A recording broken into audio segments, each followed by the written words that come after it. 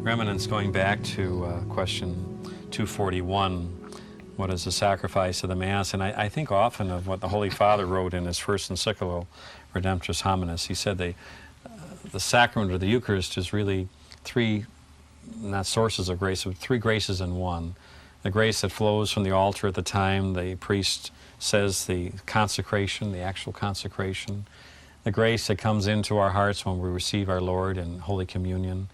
And the grace that we receive by just being in the presence of our Lord. So he said it's a sacrament of sacrifice, a sacrament of communion, a sacrament of presence, because we can really grow in sanctifying grace by just being in the presence of our Lord. So we just start to understand the incredible power of the sacrament. Yes, the Holy Eucharist is so deep a mystery. We can reflect on it from many angles. The more precise point you asked me is, what is the sacrifice of the Mass?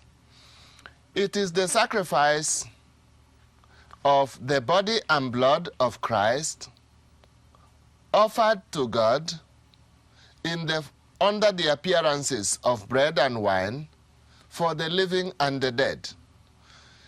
It is the ritual celebration of what Christ did on Mount Calvary.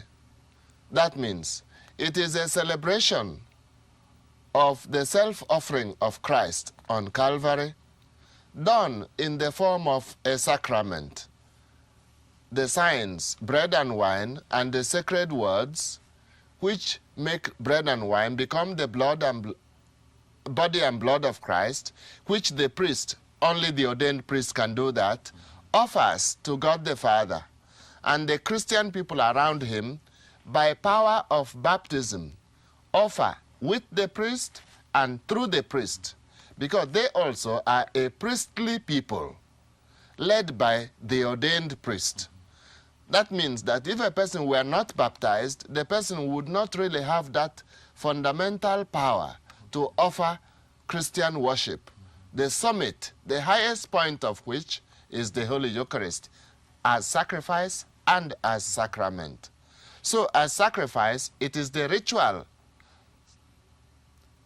offering of Christ who offered himself on Mount Calvary, but now in the form of a sacrament.